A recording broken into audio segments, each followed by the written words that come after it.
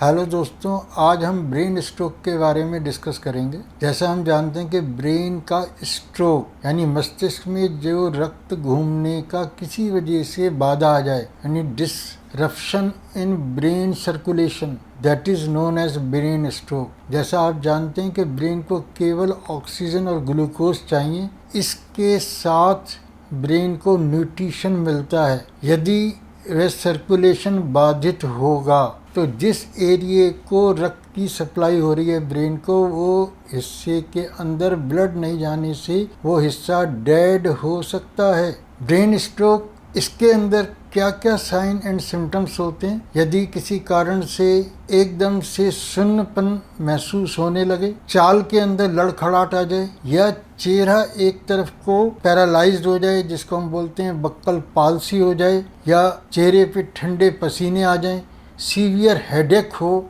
Vision impairment होने लगे, speech के अंदर इम्पेयरमेंट होने लगे, या कन्फ्यूजन वाली स्टेट जो है वो होने लगे। इन सब की वजह से ये हो सकता है कि ब्रेन स्ट्रोक हो। इसमें कभी भी देरी नहीं करनी चाहिए, क्योंकि ब्रेन स्ट्रोक में सबसे बड़ा ट्रीटमेंट केवल प्रिवेंशन है। एक बार होने के बाद हम रिस्क जोन में पहुंच जाते हैं। ब्रेन स्ट्रोक दो प्रकार का होता है, इस्चेमिक एंड हेमोरेजिक, और कई जो है इन दोनों का मिक्स जो है वो मानते हैं, यानी जिसको ट्रांजैक्शन बोलते हैं। तो इसलिए वो तीन प्रकार के ब्रेन स्ट्रोक बोल देते हैं। इस्चेमिक जो है ये लैटिन शब्द है।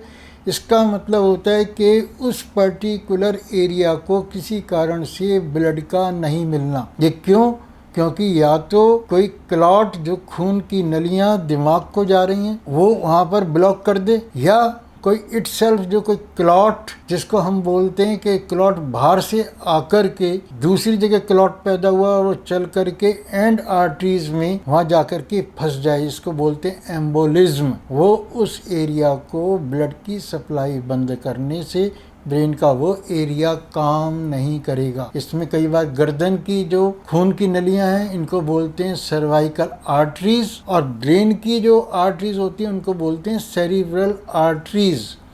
यदि इसमें किसी कारण से बाधा पहुंच जाए तो निश्चित रूप से ये ब्रेन स्ट्रोक को पैदा करने में मदद करता है। ये इसका बेसिक कॉज है। कुछ ऐसे कॉजेज जो इसको स्टिमुलेट करते हैं, जैसे खून की नलियों के अंदर कड़ापन होना, यानी जो उसकी अंदरूनी दीवार है उसके अंदर प्लेक का जमा होना या गंदगी का जमा होना, किसी कारण से खून की नलियों में अपने आप दबाव बढ़ जाए, जिसको हम बोलते हैं कि ब्लड प्रेशर हाई हो जाए, नींद प्रॉपर ना आए, उसकी वजह से भी ऐसा जो है वो होता है। किडनी या गुर्दे की जो प्रॉब्लम है वो, या शुगर जिसको हम बोलते हैं NIDDM या IDDM, यानी जो इंसुलिन डिपेंडेंट पेशेंट्स हैं, उनके अंदर भी खून की नलियां कड़ा होकर के ब्रेक होने में चांस जो है वो ज़्यादा बढ़ जाता है और ब्रेन स्ट्रोक के चांसेस जो है वो बढ़ जाते हैं। जैसा हमने बताया कि जो कॉम्प्लिकेशंस हैं उनको पैदा नहीं होने दीजिए। उसके अंदर जो बहुत बड़ा कारण है कि नींद का प्रॉपर नहीं होना, लगातार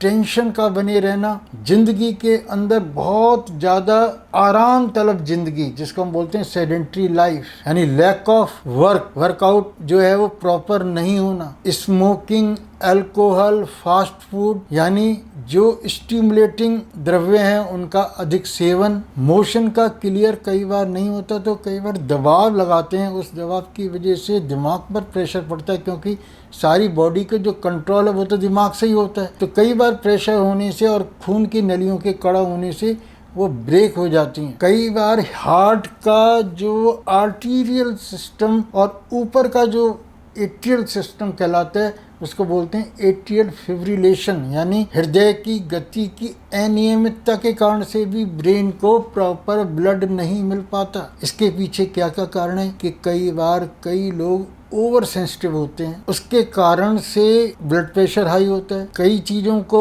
जरा सी चीज़ को बहुत दिनों तक दिमाग के अंदर रखते हैं, इसके कारण से टेंशन कैरी करते हैं और नींद की कमी हो जाती है। जो हम उत्तेजक वस्तुएं, जैसा अभी बताया कि स्मोकिंग, अल्कोहल आदि, ये सभी जो हैं खून के दौरान को तीव्र करते हैं, जिसके कारण से ब्लड प्रेशर हाई होने में मदद मिलती है और इधर से खून की नली कड़ी होकर के वो ब्रेक हो जाती है और वो ब्लड बाहर आने लगता है।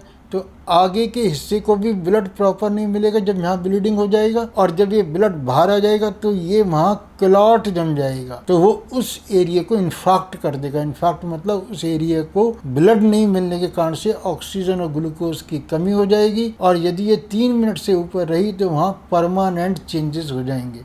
ये हम कैट स्कैन के द्वारा इसको पता कर सकते हैं। तो मेन इसके अंदर जो ट्रीटमेंट है वो प्रिवेंटिव ट्रीटमेंट है। अपना घूमने जाएं, मेडिटेशन करें, प्रॉपर पानी लें, फाइबर वाली डाइट लें, और ऐसी डाइट जो खून को साफ करती है, जिसमें विटामिन सी होता है, और पपीते को खाने के संग जरूर खाएं। जो आटा है वो चोकर सहित उसको इस्तेमाल करें, और यदि ऐसा आटा नहीं मिलता तो अलग से भी चोकर मिलती है, उसका इस्तेमाल करें। और विटामिन के की भी कई बार अधिकता के कारण से भी खून गाढ़ा हो जाता है। तली चीजें ज्यादा खाने से भी खून गाढ़ा जो है वो होता है। तो इन चीजों को ना होने दें तो प्रिवेंशन कर सकते हैं।